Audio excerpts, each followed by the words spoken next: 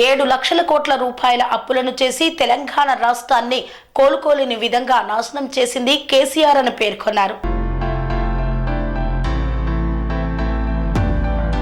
7 లక్షల కోట్ల రూపాయల అప్పులు చేసి కేసీఆర్ తెలంగాణ రాష్ట్రాన్ని కోలుకోలేని విధంగా నాశనం చేశారని తెలంగాణ పర్యాటక శాఖ చైర్మన్ పటేల్ రమేష్ రెడ్డి అన్నారు.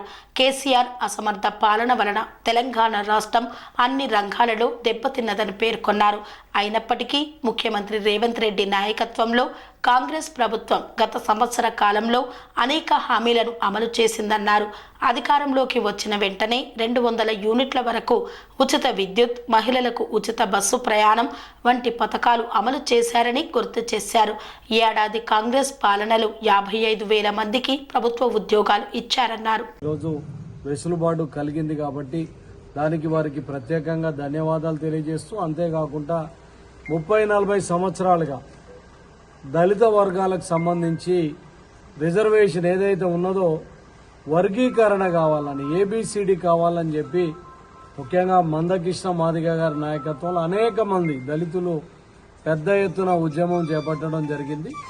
గతంలో చంద్రబాబు నాయుడు గారు ముఖ్యమంత్రిగా ఉన్నప్పుడు కొన్ని సంవత్సరాలు అమలు చేసిన దాన్ని కూడా దాన్ని మరి ఆ రోజు కోర్టులు కొట్టేయడంతో దాన్ని నిలుపుదల చేయటం, మరి ఈరోజు సుప్రీంకోర్టు డైరెక్షన్ అనుసరించి దేశంలో ఎవరు చేయని విధంగా రేవంత్ రెడ్డి గారు ఈరోజు ఈ రాష్ట్రంలో ఏదైతే దళిత వర్గాలు ఉన్నారో అన్ని వర్గాలకు కూడా న్యాయం జరగాలని చెప్పి మాదిగలు కానీ, మాలలు కానీ, ఇంకా మిగిలిన అందులో ఉన్న మరి కులాలను ఈరోజు ఏబీసీగా చేసి ఎవరి కులం వరకు న్యాయం జరిగే విధంగా ఒక చారిత్రాత్మకమైన సంఘటన, ఎవ్వరు చేయని సాహసాన్ని మా ముఖ్యమంత్రి రేవంత్ రెడ్డి గారు చేసి ఈరోజు చట్టం రూపంలో తీసుకొచ్చినందుకు మా దళిత వర్గాల తరఫున కాంగ్రెస్ పార్టీ పక్షాన, సూర్యాపేట నియోజకవర్గ కాంగ్రెస్ పార్టీ పక్షాన ప్రత్యేకంగా ధన్యవాదాలు తెలియజేస్తున్నాను.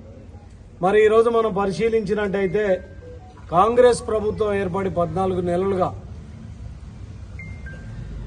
రేవంత్ రెడ్డి గారి ప్రభుత్వం చాలా సాహసోపేతమైన నిర్ణయాలు తీసుకొని ఆనాడు ప్రకటించిన 6 గ్యారంటీలను కానివ్వండి, ఒక సంవత్సరంలో నిరుద్యోగులకు సంబంధించి 55,000 ఉద్యోగాలు ఇవ్వటం కానివ్వండి, ముఖ్యంగా రైతులకు సంబంధించి దేశంలో ఎవరు చేయని విధంగా 2 లక్షల వరకు రుణాలను మాఫీ చేయటం కానీ, ప్రభుత్వం చేపట్టిన కులగణన అనేది బ్రహ్మాండంగా సక్సెస్ కావటం జరిగింది. ఈరోజు దాదాపుగా 80 రోజులకు పైగా ఈ కులగణన మీద వేల మంది అధికారులు నిష్పక్షపాతంగా ఒక దీక్ష తోటి ఈరోజు కులగణన చేసి బ్రహ్మాండంగా సక్సెస్ కావడం జరిగింది.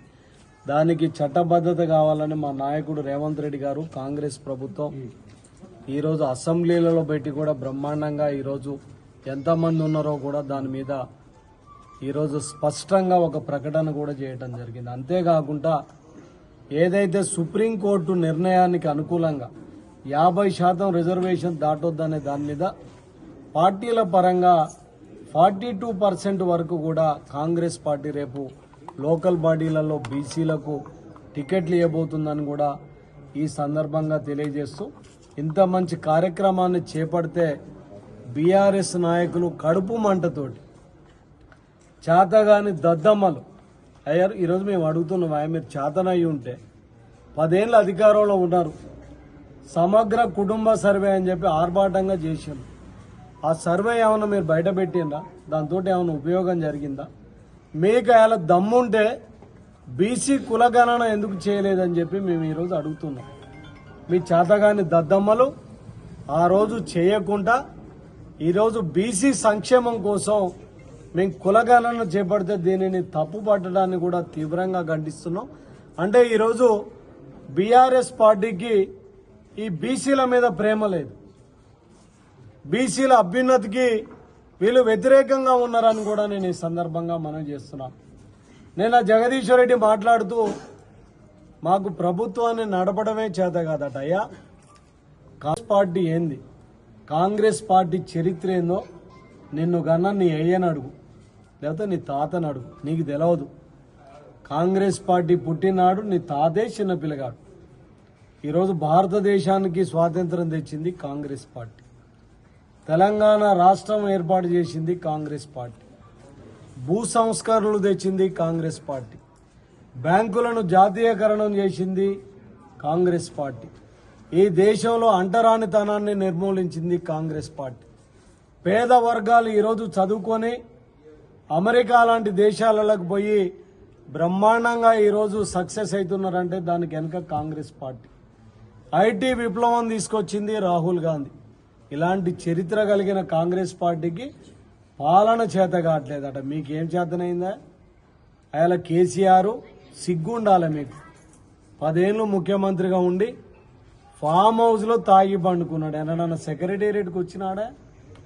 సిగ్గుండాలి. ఇలా ప్రతిపక్ష నాయకునిగా 14 నెలలుగా ఫామ్ హౌస్లో తాగి పండుకుంటుంది. మీరా మా గురించి ఈరోజు రేవంత్ రెడ్డి గారు రోజుకు 18 గంటలు పనిచేస్తూ రోజు సెక్రటేరియట్కి వస్తూ పరిపాలనను ఉరుకులు పెట్టిస్తున్నాడు. ఈరోజు సంక్షేమ కార్యక్రమాలు కానీ అభివృద్ధి కార్యక్రమాలను బ్రహ్మాండంగా ముందుకు తీసుకెళ్తున్నాడు. అలాంటి మమ్మల్ని పరిపాలన చేతగా వీళ్ళకి ఒకటే ఈరోజు కుళ్ళు. ఏం కుళ్ళు అయ్యాలంటే మా డబ్బా ఖాళీ అయింది, మమ్మల్ని ప్రజలు నమ్మే పరిస్థితి లేదు, వాళ్ళ నాయకుడు కేసీఆర్ తాగి పండుకుంటుండు, బయటకు వచ్చే పరిస్థితి లేదు, కేటీఆర్ హరీష్ రావు కూడా త్వరలో జైలుకు పోబోతుండ్రు, జగదీశ్వర్ రెడ్డి గారు కూడా ఏదైతే విద్యుత్ కొనుగోలు ఒప్పందాలలో ఆయన కూడా జైలుకు పోయే పరిస్థితి ఉంది. ఒక ఫ్రస్ట్రేషన్ వచ్చింది. దాంట్లో మాట్లాడుతున్నదే తప్ప ఇంకొకటి కాదు. ఈరోజు ఎవరు ఏందనేది ప్రజలు గమనిస్తున్నారు. ఈరోజు మీకు నిజంగా దమ్ముంటే ఎమ్మెల్సీ ఎన్నికలలో పోటీ చేయండి.